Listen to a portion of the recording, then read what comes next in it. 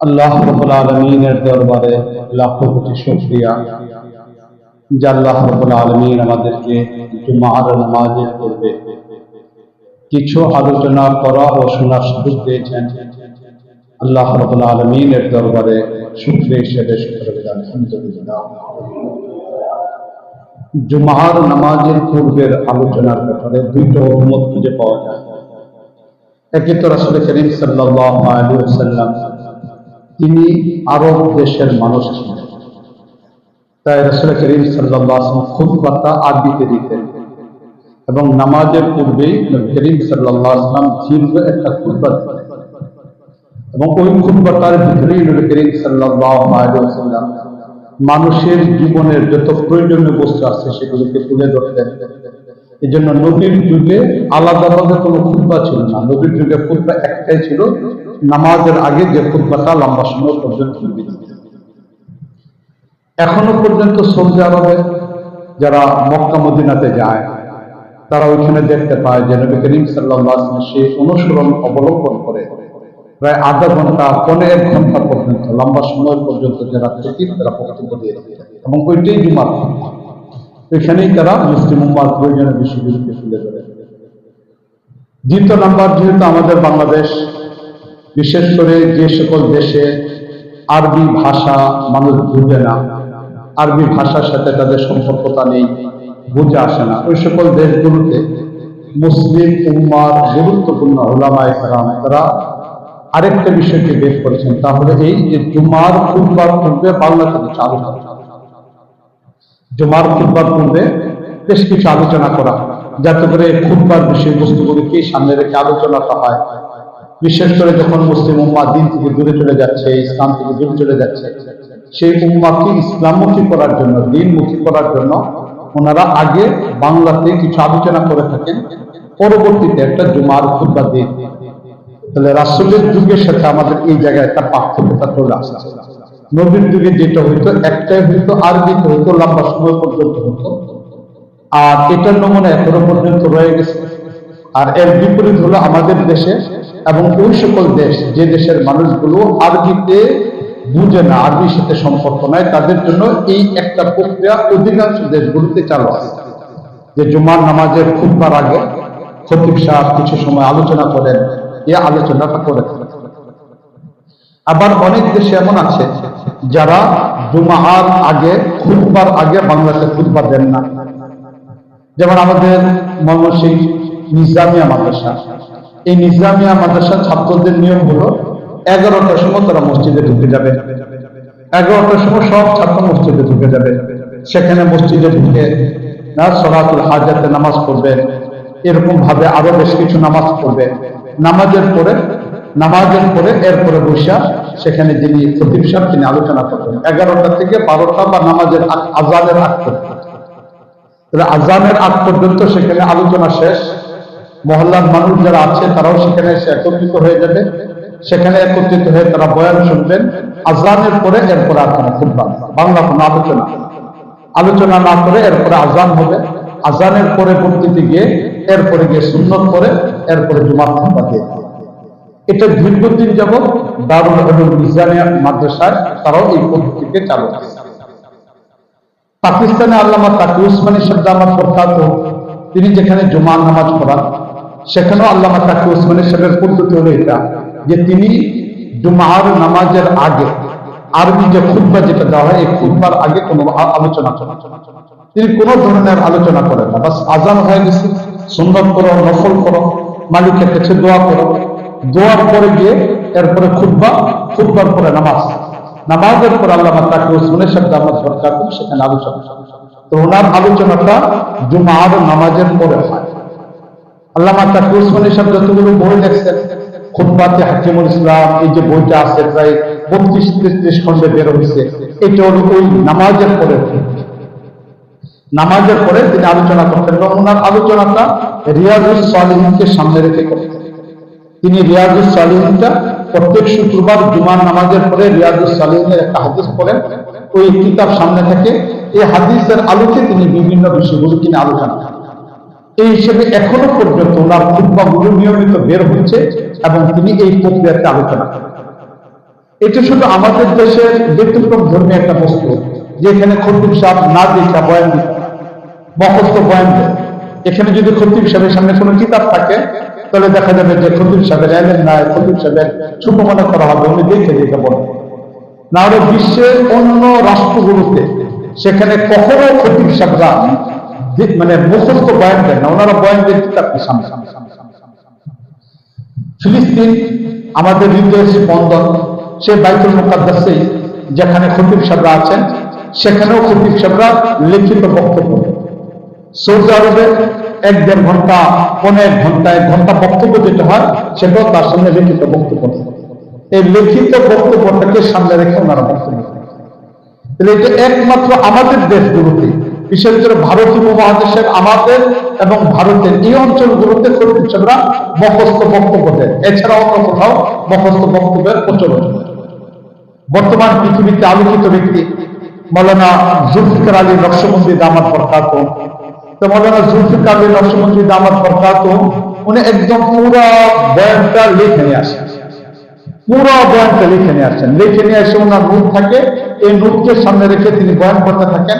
কখনো যদি আজকে যান তাহলে নোট লিখে দেখে আবার বলতেন। এবার চিন্তা করে দেখি যে ওনারা বক্তব্যগুলি কিভাবে দেন। আর অনেক জায়গায় বক্তব্যগুলো জুমার নামাজের পরে দিয়ে দেন, যেমন তাকি উসমানী সাহেব জুমার নামাজের পরে বয়ান করেন। ঠিক এটার পাশাপাশি আমাদের ময়মনসিংহ বড় মসজিদের আব্দুল হক সাহেব দামাত বরকাতুহু, এই আব্দুল হক সাহেব দামাত বরকাতুহু তিনিও জুমার নামাজের আগে বয়ান করেন, এরপরে জুমার নামাজের খুতবা দেন, জুমার নামাজ পড়েন, জুমার নামাজের পরে এরপরে তিনি তাফসীর। সেখানে নিয়মিতভাবে প্রতি সপ্তাহে তিনি তাফসীর করেন, নামাজের পরে তাফসীর। এই জন্য জুমার বিষয়টা একটা বৈচিত্র্যের ভরা। রাসূল করিম সাল্লাল্লাহু আলাইহি ওয়াসাল্লামের যুগের পদ্ধতি এখনের সময় এটা আমাদের পার্থক্য চলে আসছে। আব্দুল কাদের রায়পুরি রহমতুল্লাহ আলাইহি যে খানকাটা 1882-তে তৈরি করেছিলেন, এই রায়পুরের খানকা। আমরা তো আসলে খানকা বলতে এখন এর অস্তিত্বই তো আমাদের চিন্তা চেতনা নেই যে খানকা কাকে বলে। আমাদের ময়মনসিংহে 2011-তে যখন আমাদের খানকা হয়, এর আগ পর্যন্ত খানকার আলাদা মুস্তাকিল কোন শেখের মুস্তাকিল কোন আকৃতি আমাদের ময়মনসিংহে কোথাও ছিল। আল্লাহওয়ালাদের আগমন ছিল, আল্লাহওয়ালাদের বসবাস ছিল, কিন্তু আলাদাভাবে খানকা এটার কোন অস্তিত্ব ছিল। এই জন্য যখন আমরা 2011-তে খানকার কাজ শুরু করি তখন অনেক বিতর্কের সম্মুখীন হতে হয়। এই জন্য যে এটা খানকা কি, আবার খানকা আলাদা কেন হবে, খানকা কোনো ফেতনার কারণ হয়ে দাঁড়ায় কি, এই বিষয়গুলো তখন প্রচুর পরিমাণে আমাদের সফর করতে হচ্ছে, ওইগুলোর সম্মুখীন আমাদের হতে হচ্ছে, যেহেতু নতুন কোন একটা বস্তু আমাদের এখানে হতে যাচ্ছে। কিন্তু আব্দুল কাদের রায়পুরি রহমতুল্লাহ আলাইহি, যিনি সাইদুল তায়েফা হাজী আমদাদুল্লাহ মুহাজির মুফতি রহমতুল্লাহ আলাইহির খলিফা ছিলেন, হাজী আমদাদুল্লাহ মুহাজির মুফতির লাস্টের দিকে তিনি খেলাফত পেয়েছিলেন। হযরতের সুহবতটা কম পেয়েছিলেন। এই জন্য হযরত যখন মক্কা হিজরত করে চলে গেলেন, হযরত চলে যাওয়ার পর হযরতকে জিজ্ঞেস করলেন যে হযরত আপনি তো মক্কায় চলে যাচ্ছেন, আমি কি করি? তা বললেন যে তুমি রশিদ আহমদ গাঙ্গুহির সাথে নিজের সম্পর্কটা তৈরি করা। এবার তিনি রশিদ আহমদ গাঙ্গুহি রহমতুল্লাহ আলাইহির কাছে বায়াত হয়ে গেলেন। রশিদ আহমদ গাঙ্গুহি রহমতুল্লাহ আলাইহির কাছে বায়াত হওয়ার পরে এবার রশিদ আহমদ গাঙ্গুহি রহমতুল্লাহ আলাইহির কাছে থাকা আরম্ভ করলেন। পরবর্তীতে রশিদ আহমদ গাঙ্গুহি রহমতুল্লাহ আলাইহি ওনাকে ইজাজত দিলেন এবং ইজাজত পাওয়ার পরে রশিদ আহমদ গাঙ্গুহি রহমতুল্লাহ আলাইহি খলিফাদের মধ্যে ওনাকেই সর্বপ্রথম এবং সবচেয়ে গুরুত্বপূর্ণ খলিফা হিসেবে উল্লেখ করা হয়। এই আব্দুর রহিম রায়পুরি রহমতুল্লাহ আলাইহি, এই আব্দুর রহিম রায়পুরি রহমতুল্লাহ আলাইহি 1866-তে যখন দারুল উলুম দেওবন্দ প্রতিষ্ঠা হয় তখন তিনি সেখানে ছিলেন, সে অবস্থার মধ্যে ছিলেন। কিন্তু পরবর্তীতে তিনি চিন্তা ভাবনা করলেন উম্মার ভিতরে ভিন্ন দৃষ্টিকোণ থেকে কাজ করবেন। ওই পরিপ্রেক্ষিতে 1882-তে রায়পুরে খানকা তৈরি করেন। তা রায়পুরের খানকা 1882-তে হয়। তা 1882-র অর্থ হলো ওই সময় আমাদের ব্রিটিশদের ব্যাপকভাবে আন্দোলন চলতেছে, সবে মাত্র দারুল উলুম দেওবন্দ প্রতিষ্ঠা হয়েছে, ব্রিটিশদের নির্যাতন চলতেছে। এই অবস্থায় আব্দুর রহিম রায়পুরি রহমতুল্লাহ আলাইহি এই খানকাকে অবলম্বন করে তিনি কাজের গতিকে বাড়ায়। দিনের বেলা এটা একটা খানকা, মানুষ এখানে আসতেছে, যাতায়াত করতেছে, রাতের বেলা জাহাজের ব্যাপারে আলোচনা করতেছে, জাহাজের বিষয়গুলো বুঝতেছে। এখনো পর্যন্ত রায়পুরে গেলে দেখা যাবে রায়পুরের বড় বড় ওলামা ইকরাম যারা যাতায়াত করতেন, হাকিম মোহাম্মদ থানভী রহমতুল্লাহ আলাইহি, কুতুবে আলম শেখুল ইসলাম মাদানী রহমতুল্লাহ আলাইহি, শেখুল হিন্দ মাহমুদ হাসান দেওবন্দি রহমতুল্লাহ আলাইহি, ওনারা যখন এখানে যাতায়াত করতেন, ওনারা ওই জায়গায় জিকির করতেন। ওই জিকিরের ঘরটা এখনো পর্যন্ত রয়েছে। এটা মাটির একটা ঘর, এখনো পর্যন্ত মাটির ঘর, উপরে সন দিয়ে রাখা, এই স্মৃতিটাকে ওনারা ধরে রাখছেন।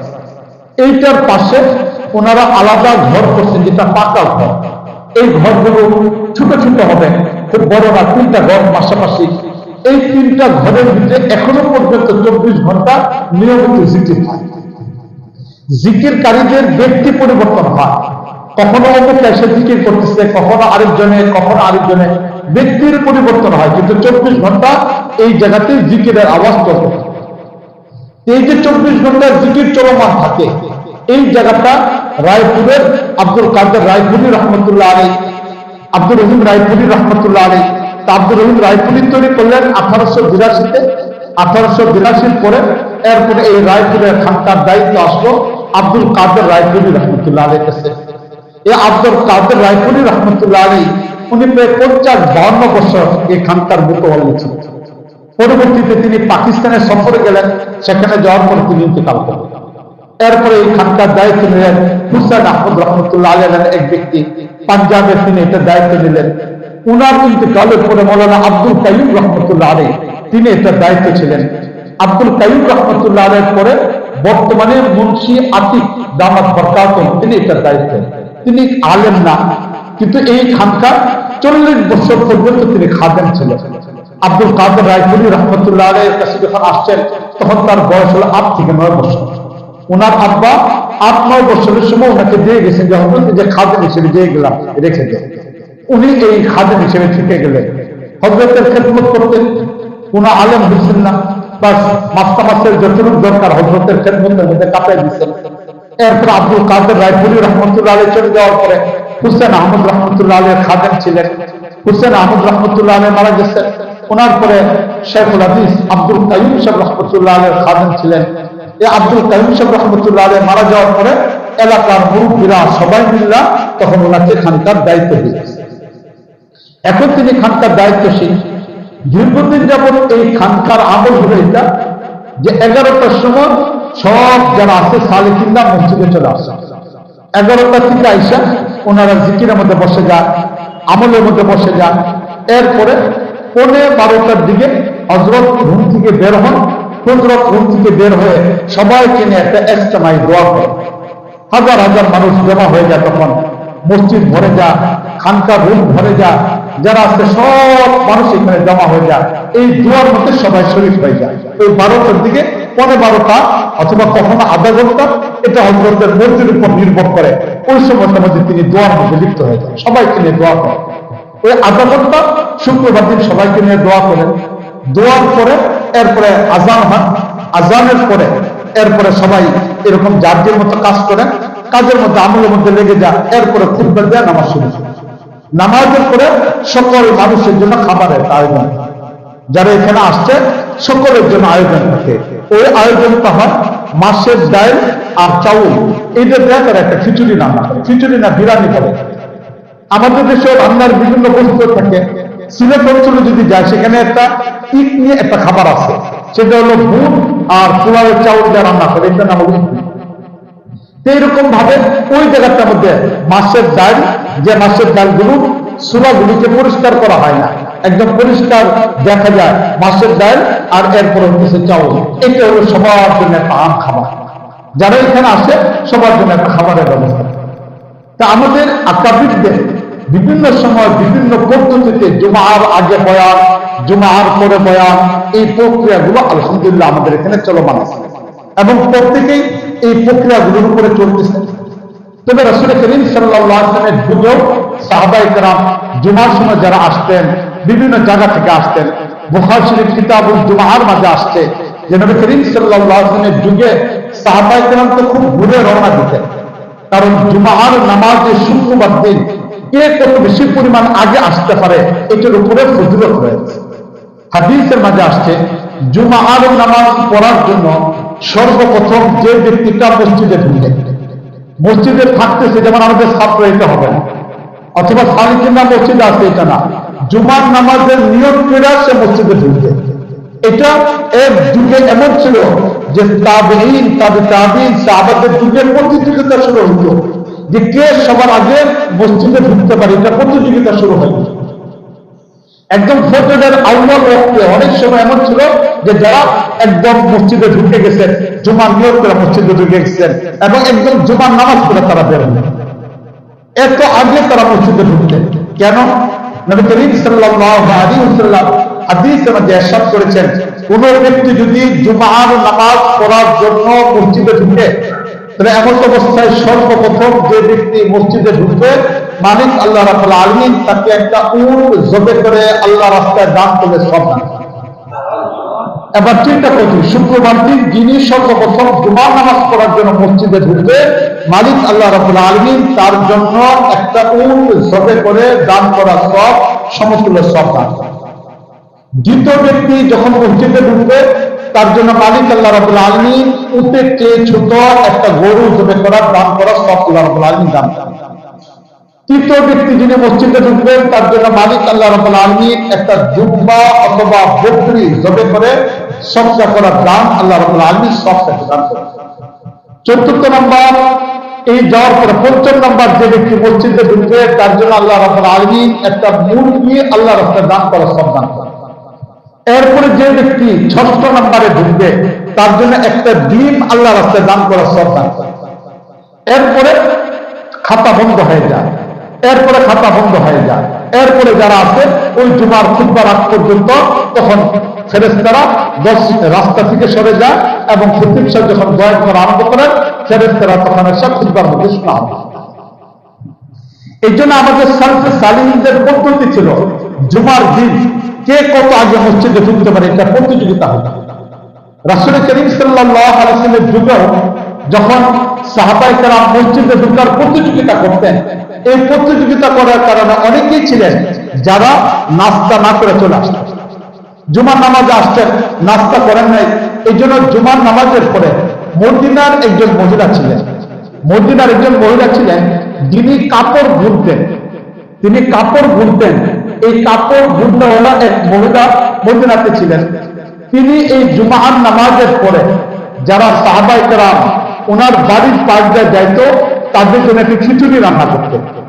এই খিচুড়িটার মধ্যে তিনি সবজি দিতেন, গাজর দিতেন, এরকম ভাবে আলু দিতেন। এটা দিয়ে তিনি একটা পান্না খিচুড়ি রান্না করতেন। এই খিচুড়িটা সাহাবায়ে কেরাম খাইতে খুব পছন্দ করতেন।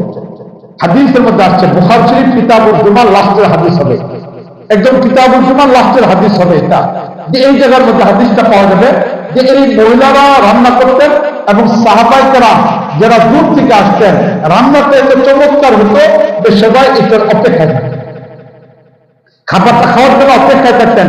মহিলা রান্নাটা আন্তরিকতার সাথে হতো, খাওয়াইতে খুব চমৎকার করে। এই জন্য এই খাবারটার জন্য সাহাবায়ে কেরাম পুরো সপ্তাহ অপেক্ষা থাকতেন যে এই খাবারটা আগামী শুক্রবারে দেওয়া হবে। তবে রাসূল করিম সাল্লাল্লাহু আলাইহি ওয়াসাল্লামের যুগে এই ধরনের প্রক্রিয়া ছিল। এখনো পর্যন্ত মদিনা মুনাওয়ারায় একজন মেহমান আছেন, একজন ব্যক্তি আছেন, মেজবান আছেন, তিনি শুক্রবার দিন ওনার পরিচিত যারা ওনাকে চিনে, কারণ সেখানে তো হাজার হাজার মানুষ নামাজ পড়ে, কতজনকে তিনি মেহমানদারি করবেন, কিন্তু সেখানে তার মেহমানদারির একটা প্রক্রিয়া আছে। যারা চিনে জুমার নামাজের পর ওনার বাসায় গেলে উনি সবাইকে পর্যাপ্ত পরিমাণে খাবার। রায়পুরে আব্দুল কাদের রায়পুরি রহমতুল্লাহ আলাইহি খানকাতেও শুক্রবার দিন বাইরের মুসলিমদের জন্য খাবারের ব্যবস্থা। আবার এখানে রাসূল সাল্লাল্লাহু আলাইহি ওয়াসাল্লামের যুগে একজন মহিলা নিজের পক্ষ থেকে খাবারের ব্যবস্থা করতেন। নবী করিম সাল্লাল্লাহু আলাইহি ওয়াসাল্লামের সাহাবায়ে কেরামরা খিচুড়ি সেই খাবারটাকে খাইতেন। আবার এরকম ভাবে এখনো পর্যন্ত মদিনা যে ব্যক্তিটা এই ধরনের খাবারের ব্যবস্থা করলেন, তিনি রাসূল করিম সাল্লাল্লাহু আলাইহি ওয়াসাল্লামের বংশধর, রাসূলের বংশধর। তিনি এখনো পর্যন্ত এই খাবারের সিস্টেমটাকে চালু রাখছেন। শুক্রবার দিন জুমার পরে কখনো ওনার এখানে 200-250 মানুষের জমা হয়, তিনি তাদের জন্য এই ধরনের খাবারের ব্যবস্থা রাখেন। এই জন্য শুক্রবারটা এটা অন্যান্য দিনের চেয়ে ব্যতিক্রম দিন হওয়ার কারণে আমাদের পূর্ববর্তীরা ওই সবগুলিকে অর্জনের জন্য উট, আমরা যারা এখানে আছি এই পরিমাণ অর্থ আমাদের নাই যে একটা উট কিনে আল্লাহ রাস্তায় জবে করবো, এই পরিমাণ অর্থ আমাদের কাছে নেই।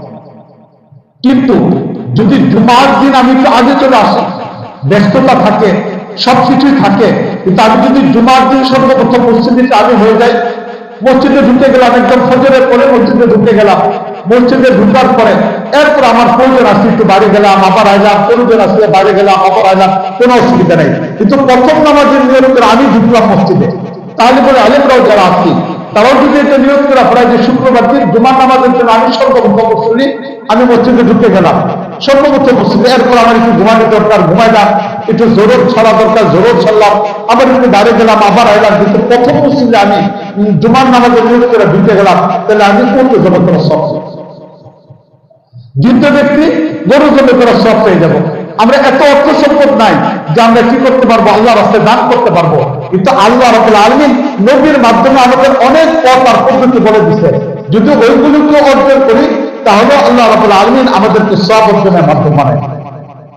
সেই জন্য আমরা সবাই চেষ্টা করবো যেন শুক্রবার দিন এই প্রক্রিয়াতে চলে আসে, যাতে করে শুক্রবার দিন এই প্রক্রিয়াতে চলে আসে। আমরাও ইনশাআল্লাহ আমাদের আকাবিরদের সেই চর্চা পদ্ধতির উপরে দেওয়ার জন্য চেষ্টা করতেছি। যদি আমরাও এরকম ব্যবস্থা করতে পারি, আয়োজনের ব্যবস্থা হয়, তাহলে ইনশাআল্লাহ আমরাও শুক্রবার দিন আগত মেহমানদের জন্য খাবারের ব্যবস্থা করবো, যদি আল্লাহ ব্যবস্থা করে দেন। যদি এরকম কোন ফান্ডিং এর ব্যবস্থা আমাদেরও হয়, আলহামদুলিল্লাহ আমরা ব্যবস্থা করে ফেলবো। রাসূল করিম সাল্লাল্লাহু আলাইহি ওয়াসাল্লাম এই বিষয়গুলোকে সর্বোচ্চ গুরুত্ব দিতেন। এখন তো আমাদের অভ্যাস হলো এটা যে অন্যের খাবারটা খেতে চাই। রাসূল করিম সাল্লাল্লাহু আলাইহি ওয়াসাল্লামকে এক সাহাবী জিজ্ঞেস করলেন, আব্দুল্লাহ ইবনে আমির থেকে হাদিস বর্ণিত, যে নবী করিম সাল্লাল্লাহু আলাইহি ওয়াসাল্লামকে জিজ্ঞেস করলেন, আইয়ুল ইসলামি আফজালু ইয়া রাসূলুল্লাহ, হে আল্লাহর নবী ইসলামের মধ্যে ভালো কাজ কোনটা? আইয়ুল ইসলামি আফজালু ইয়া রাসূলুল্লাহ, হে আল্লাহর নবী ইসলামের মধ্যে সবচেয়ে ভালো কাজ কোনটা? নবী করিম সাল্লাল্লাহু আলাইহি ওয়াসাল্লাম বলেন, তুতঈমুত তাআম, অন্যকে খাবার খাওয়া। ইসলামের মাঝে সবচেয়ে ভালো কাজ হলো তুতঈমুত তাআম, অন্যকে খাবার খাওয়া। আর আমাদের অভ্যাস কি? ইমাম সাহেব মুসল্লিদের পকেটের দিকে তাকায় থাকে, পীর সাহেব মুরিদের পকেটের দিকে তাকায় থাকে। হ্যাঁ, এই হলো আমাদের অবস্থা। কিন্তু রাসূল করিম সাল্লাল্লাহু আলাইহি ওয়াসাল্লাম বলছেন তুতঈমুত তাআম, অন্যকে খাবার খাও, নিজে না খাও, বরং অন্যরা কি করো, খাবার খাওয়াও। এটা হলো নবী করিম সাল্লাল্লাহু আলাইহি ওয়াসাল্লাম। নবী জিজ্ঞেস করেন, আইয়ুল ইসলামি আফজাল, ইসলামের মধ্যে ভালো কাজ কোনটা? নবী করিম সাল্লাল্লাহু আলাইহি ওয়াসাল্লাম বলেন, তুতঈমুত তাআম, অন্যকে খাবার খাওয়া। এটা হলো অন্যকে খাবার খাও, পেট ভরে খাওয়ানোর কথা বলেন নাই। তোমার যতটুকু সমর্থন আছে এতটুকু তুমি খাওয়াও। তুমি একটা পেঁয়াজও দিতে পারো, একটা পেঁয়াজও কিনে দাও। তুমি একটা চকলেট খাওয়াইতে পারো, একটা চকলেট দিয়ে খাওয়াই দাও। একটা বাটার বন খাওয়াইতে পারো, খাওয়াই দাও। কিন্তু তুমি পেট ভরে খাওয়াইতে হবে, এটা আমাদের চিন্তা চেতনা আমাদের চলে আসে। কাউকে খাওয়ালে মনে হয় পেট ভরে খাওয়াইতে হবে, কাউকে খাওয়াইতে মনে হয় গুস্তু দেওয়া খাইতে হবে। এটা জরুরি না, বরং তার প্রয়োজনটাকে পূরণ করে দাও। তোমার যতটুকু সমর্থন আছে এতটুকু দাও। তাহলে রাসূল করিম সাল্লাল্লাহু আলাইহি ওয়াসাল্লামের সুন্নাত হলো তুতঈমুত তাআম, অন্যকে খাবার খাওয়া। এটা ইসলামের মধ্যে সবচেয়ে গুরুত্বপূর্ণ একটা কাজ। দ্বিতীয় নাম্বার, তুমি সালাম দাও, আফসুস সালাম আলা মান আরাফতা ওয়া মান লাম তা'রিফ। তুমি সালামের প্রচলন করো, যাকে চিনো তাকেও সালাম দাও, যাকে চিনো না তাকেও সালাম দাও। তাহলে এই দুইটা কাজকে নবী করিম সাল্লাল্লাহু আলাইহি ওয়াসাল্লাম উত্তম হিসেবে উল্লেখ করেছেন। এই জন্য আমরা এই বিষয়গুলোর ব্যাপারে খুব বেশি সতর্ক দিব। অন্যকে খাবার দেওয়ার চেষ্টা করব, অন্যকে খাওয়ানোর চেষ্টা করব, এবং খাওয়ানোর ক্ষেত্রে একদম পরিষ্কার ভাবে বিষয়টা রাখবো যে লৌকিকতা করে খাবারের দরকার না, আমার জন্য কাছে মেহমানদারি। রাসূল করিম সাল্লাল্লাহু আলাইহি ওয়াসাল্লামের সুন্নাত, রাসূল করিম সাল্লাল্লাহু আলাইহি ওয়াসাল্লাম মেহমানদারির ব্যাপারে বলছেন, মান কানা ইউমিনু বিল্লাহি ওয়াল ইয়াউমিল আখির, যে ব্যক্তি আল্লাহ এবং পরকালের ব্যাপারে বিশ্বাস করে, ফালইউকরিম যায়ফা, সে যেন মেহমানের মেহমানদারি করে। তাহলে যে ব্যক্তি মেহমানের মেহমানদারি করবে, ওই ব্যক্তি যে আল্লাহ এবং পরকালের ব্যাপারে বিশ্বাস আছে। তাহলে আল্লাহ এবং পরকালের ব্যাপারে বিশ্বাসী মুমিন ব্যক্তি, তার জন্য উচিত হলো মেহমানের মেহমানদারি করা। এখন মেহমানের মেহমানদারি করার ব্যাপারে মাসলা কি? মেহমানের মেহমানদারি করার ব্যাপারে মাসলা হলো, মেহমান 3 দিন পর্যন্ত, 3 দিন পর্যন্ত হলো মেহমান। এবং এই মেহমানের ব্যাপারে মাসলা হলো, প্রথম সময় সে যদি যে না জানে আসে, মেহমান আসছে জানে আসে নাই, তাহলে তাৎক্ষণিক ভাবে যা আছে তাই দিয়ে, ডাল আছে ডালটা খাওয়া দাও, আলু ভর্তা আছে আলু ভর্তা দিয়ে খাওয়া দাও, যা আছে তা দিয়ে খাওয়া। এরপরে এই 3 দিনের মাঝে একদিন একটু ভালো খাবার খাওয়া, 3 দিনের মাঝে একদিন একটু ভালো, তুলনামূলক ভালো খাবার খাওয়ানো, পরিবারের ভিতরে যে খাবারটা সাধারণ করতে থাকে এটা থেকে একটু তুলনামূলক ভালো খাওয়ানো, এটা হলো একদিন, এটা হলো মুস্তাহাব। আর বাকি সময়গুলো পরিবারে যে রান্নাটা হয় এই খাবারটা খাওয়া, তার জন্য অতিরিক্ত ঋণ না করা, তার জন্য লৌকিকতা না করা, তার জন্য অতিরিক্ত খরচ না করা, যেন মেহমান বুঝা না হয়ে যায়, মেহমান যেন বুঝা না হয়ে যায়, বরং মেহমানের জন্য এই 3 দিনের মাঝে এক সংজ্ঞা তুলনামূলক ভালো খাবার খাওয়ানো, বাকি সময়গুলো সাধারণ খাবার খাওয়ানো। তাহলে ইসলামের এই বিধানগুলো যদি আমাদের সামনে থাকে তাহলে কোনো অবস্থার মধ্যে মেহমানের কারণে আমাদের পেরেশানি হবে। ফেদাইলুল্লাহ আসাদ মাদানী রহমতুল্লাহ আলাইহি, যিনি আমাদের প্রথম পৃষ্ঠা ছিলেন, ওনার কাপড়ের দস্তরখানা, আমরা তো দস্তরখানা যেটা ব্যবহার করি সেটা হলো প্লাস্টিকের দস্তরখানা ব্যবহার করতেছি। রাসূলের যুগে, এই যুগে ফেদাইলুল্লাহ ছিলেন কাপড়ের দস্তরখানা। এই দস্তরখানার মধ্যে একটা কবিতা লেখা ছিল, আমরা খুব পড়তাম এই কবিতাটা। कविता लेखा चलो, मेहमान से गमगीन ना हो, मेहमान से गमगीन ना हो, मैं अपना खाना खा रहा हो तेरे दस्तरखान में। मेहमाনের কারণে পেরেশান হই না, মেহমানের কারণে পেরেশান হই না, আমার খাবারটা আমি খাইতেছি, শুধু জায়গার পরিবর্তন হয়েছে, শুধু জায়গার পরিবর্তন। অন্যদিন আমি আমার বাড়িতে খাইতাম, আজকে ওই খাবারটাই খেতেছি বাড়িতে বাদ দেয় তোমার এখানে। আল্লাহ রাব্বুল আলামিন তোমাকে আমার মধ্যে কিন্তু সব দিতে চাইছে। তুমি টাকা কামাইছ, তোমার টাকার মধ্যে আমার কিছু হক ছিল, এটা তুমি খরচ করতেছিলে না, এখন আমাকে আজকে তোমার বাড়িতে পাঠায়া তোমার অর্জিত টাকা থেকে আমার হক আদায় করাইতেছে, আর তোমাকে আল্লাহ রাব্বুল আলামিন সওয়াবের ব্যবস্থা করতেছে। তোমার পরিবারকে একটু রান্না করা কষ্ট দিচ্ছে, এই কষ্টের মাধ্যমে একটু সওয়াবের ব্যবস্থা করছে।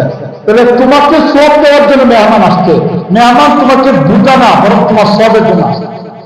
এখন কোন ব্যক্তির মানসিকতার মধ্যে যদি এইটা থাকে যে মেহমান যেটা আসছে এটা হলো রহমত, এই মেহমানের কারণে ভালো খাওয়া যাচ্ছে, মেহমানের কারণে সব যাচ্ছে, সব পাওয়া যাচ্ছে, তাহলে সে মেহমানের কারণে।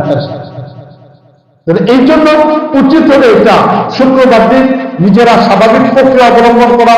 সর্বপ্রথম মুসলিম যেন মসজিদের আদি হই, এমন যেন না হয় যে আমি সবার লাস্টে আসলাম, এটি যেন না হয়, আমি যেন সবার আগে মসজিদে চলে আসি, তাহলে এই সবগুলো আমি অর্জন করতে পারবো। দ্বিতীয় নম্বর, জুমার আগে খুতবা হয়, এটা হচ্ছে আলহামদুলিল্লাহ, কিন্তু বাংলাতেও আলোচনা হচ্ছে। আমরাও চাইতেছি আকাবিরদের সেই তর্কগুলিতে চলে যাওয়া, আকাবিরদের সেই পদ্ধতিগুলিতে যেন আমরা চলে যেতে পারি। এটার জন্য আমরা কি করতে চাইতেছি, ফিকির করতেছি যে আমাদের খানকাটাও যেন প্রচলিত কোনো প্রক্রিয়ার মধ্যে না থাকে, বরং আমাদের খানকাটাও যেন রাসূল করিম সাল্লাল্লাহু আলাইহি ওয়াসাল্লামের সেই সুন্নাত পদ্ধতি যেগুলো আছে এটার মতগুলো যেন চলে যায়, আকাবিরদের সেই তর্কের উপরে যেন চলে যেতে পারি, এটার উপর আমরা আসার চিন্তা ভাবনা করতেছি। তৃতীয় নম্বর যে বিষয়টা বললাম, আগত মেহমান যারা হবে তাদের একটা আপ্যায়নের যদি আল্লাহ রাব্বুল আলামিন কোনো ফান্ডিং এর ব্যবস্থা করে দেন, তাহলে ইনশাআল্লাহ আমরা এটারও ব্যবস্থা করব যে বাইরে থেকে যে সকল মুসলিমরা আসবেন তারা যেন আমাদের এখানে খাবার খেয়ে দিতে পারেন, আল্লাহ যেন আমাদের এমন একটা ফান্ডিং এরও ব্যবস্থা করেন। তাহলে রাসূলের সেই পদ্ধতিটাকে আমরা নিয়ে আসতে চাই, যেই পদ্ধতিতে সাহাবায়ে কেরাম চলছেন, যে পদ্ধতিতে আমাদের সালফে সালিহিনরা চলছেন, যে পদ্ধতিতে আমাদের পূর্ববর্তী আকাবিররা চলছেন, আমরা যেন সেই পদ্ধতির উপরে চলে আসতে পারি, এটা হলো আমাদের মূল একটা মিশন। এই শুক্রবার আমরা আরো যে সুন্নতগুলো আছে, এই শুক্রবারের সুন্নতগুলোর উপরে খুব বেশি পরিমাণ গুরুত্ব দিব। বিশেষ করে আসরের থেকে নিয়ে মাগরিব পর্যন্ত এই সময়টা অত্যন্ত গুরুত্বপূর্ণ একটা সময়। নবী করিম সাল্লাল্লাহু আলাইহি ওয়াসাল্লাম হাদিসে মধ্যে ইরশাদ করেছেন যে শুক্রবার দিন একটা মুহূর্ত আছে, যে মুহূর্তে বান্দা আল্লাহর কাছে দোয়া করলে আল্লাহ রাব্বুল আলামিন দোয়াকে কবুল করেন। এখন এই সময়টা কখন, এটা নিয়ে আল্লামা জালালউদ্দিন সুয়ুতী রাহমাতুল্লাহ আলাইহি 35টা অভিমত উল্লেখ করছেন। আকাবিরদের থেকে 35টা অভিমত আল্লামা জালালউদ্দিন সুয়ুতী রাহমাতুল্লাহ আলাইহি উল্লেখ করছেন যে এই সময়টা কখন। কেউ বলছে ফজরের সময়, কেউ বলছে সূর্য হেলে যাওয়ার সময়, এক একজন এক একটা অভিমত উল্লেখ করেছেন। এর মধ্যে 2টা অভিমত প্রসিদ্ধ। একটা অভিমত ইমামে শাফি রাহমাতুল্লাহ আলাইহি, ইমামে শাফি রাহমাতুল্লাহ আলাইহির অভিমত হলো ইমাম সাহেব যখন খুতবা দেওয়া আরম্ভ করেন, 2 খুতবার মাঝখানে ইমাম সাহেব যখন মেম্বারের মধ্যে একটু বসে অল্প একটু সময়, এই সময়টা হলো দোয়া কবুলের সময়। এটা হলো ইমাম শাফি রাহমাতুল্লাহ আলাইহির অভিমত। এই দোয়া করার সময় এই জায়গায় হাত না উঠায় দোয়া করা, এই সময়টার মধ্যে যেহেতু আমরা নীরব থাকি, তাই নীরব থাকা অবস্থায় না থেকে ওই সময়টা দোয়া করতে থাকা। সব দোয়ার মধ্যে হাত উঠাইতে হয় না। কিছু জায়গা আছে যেগুলোতে দোয়ায় মাসুরা, যেগুলোতে রাসূল সাহেব দোয়া করতেন, যেমন মসজিদ থেকে বের হওয়ার সময় আমরা একটা দোয়া করি, এখানে হাত উঠানোর দরকার নেই। খাবার খাওয়ার সময় আমরা দোয়া করি, এই সময় হাত উঠানোর দরকার নাই। ঘুমানোর আগে আমরা দোয়া করি, এই দোয়া হলে হাত উঠাইতে হবে, বিষয়টা এমন না। কিছু দোয়ার জায়গা আছে যেগুলোতে দোয়ার সময় হাত উঠাইতে হবে, কিছু জায়গা আছে যেগুলোতে হাত উঠানোর প্রয়োজন নেই। এই জায়গাতে ইমাম শাফি রাহমাতুল্লাহ আলাইহির অভিমত হলো যে ইমাম সাহেব যখন ঘড়ি ফুটবার মধ্যভাগে বসে যা, এই সময়গুলো অত্যন্ত গুরুত্বপূর্ণ সময়। এই সময়টার মধ্যে দোয়া করলে আল্লাহ রাব্বুল আলামিন দোয়া কবুল করেন। তাই এই সময়টার মধ্যে মন খুলে আল্লাহর কাছে দোয়া করবো, মনে মনে দোয়া করতে থাকবো, আপনার মনে মনে দোয়া করবো। এটা হলো ইমাম শাফির অভিমত। আর ইমাম আবু হানিফা রাহমাতুল্লাহ আলাইহির অভিমত হলো যে ওই মকবুল সময়টা, আল্লাহর কাছে গ্রহণযোগ্য সময়টা হলো আসর থেকে না মাগরিবের সময়। এর জন্য আমাদের আকাবির যারা ছিলেন তারা শুক্রবার দিন আসর থেকে না মাগরিব পর্যন্ত দোয়ার ব্যাপারে খুব ইহতিমাম করতেন, খুব বেশি পরিমাণ গুরুত্ব দিতেন, ওই সময়টাকে কাজে লাগানোর জন্য চেষ্টা করতেন। এই জন্য আমরাও যারা এখানে আসি, বিশেষ করে আমাদের তালিবুল ইলম ছাত্র ভাইরা যারা আসরের পরে শুক্রবার দিন বাইরে না যাওয়া, ঘুরতে না যাওয়া, বরং এই সময়টার মধ্যে মসজিদের মধ্যে বসে থাকা, আর যতক্ষণ পড়া দরকার করতে থাকি, এরপরে মাগরিবের 15-20 মিনিট আগে দোয়ার মধ্যে লিপ্ত হই। সালিকিন ভাইরা যারা আছে তারাও এই শুক্রবার দিন এই আমলটাকে অভ্যাসের মধ্যে নিয়ে আসার চেষ্টা করা, যে শুক্রবার দিন আমি আসরের নামাজ পড়ছি, আসরের নামাজ পড়ে আর মসজিদ থেকে বের হবো না, মাগরিব পর্যন্ত আমি মসজিদের মধ্যে থেকে গিয়ে আমি আল্লাহর কাছে দোয়া করা আরম্ভ করি। এই আমলগুলোকে নিজের জিন্দিগির মধ্যে নিয়ে আসার জন্য চেষ্টা করা। তাহলে শুক্রবার দিন এই সময়টা অত্যন্ত গুরুত্বপূর্ণ। সর্বপ্রথম মসজিদে আসার চেষ্টা করব, আল্লাহর কাছে দোয়া করার জন্য চেষ্টা করব, নিজেদের আমলের জিন্দিগিগুলিকে পরিবর্তনের জন্য চেষ্টা করব। শুক্রবার দিন আমলটাকে রাসূলের সুন্নাত তরিকায় কাটানোর জন্য চেষ্টা করব, যেন আমাদের সবগুলো কাজ রাসূল করিম সাল্লাল্লাহু আলাইহি ওয়াসাল্লামের সুন্নাত অনুযায়ী হয়, এটির জন্য সার্বিকভাবে আমরা চেষ্টা করব। তো আল্লাহ রাব্বুল আলামিন আমাদের সবাইকে তৌফিক দান করুন। আমাদের এই খানকে হুসেনে মাদানিয়াতে যেন মালিক আল্লাহ রাব্বুল আলামিন সে আকাবিরদের সে তর্ক এবং পদ্ধতির উপরে পরিপূর্ণভাবে চলানোর তৌফিক দান করেন। রাসূল করিম সাল্লাল্লাহু আলাইহি ওয়াসাল্লাম যে মিশনগুলিকে নিয়ে আসছিলেন সেটার উপরেই যেন আমাদের সব কাজগুলিকে পরিচালিত হয়। আল্লাহ রাব্বুল আলামিন আমাদের সবাইকে তৌফিক দান করুন। ওয়া আখিরু দাওয়ানা আনিল হামদুলিল্লাহি রাব্বিল আলামিন। আমরা যারা সুন্নাত পড়ি নাই, সুন্নাত পড়ে নেই, এরপরে ইনশাআল্লাহ আমাদের নামাজ শুরু হয়ে যাবে।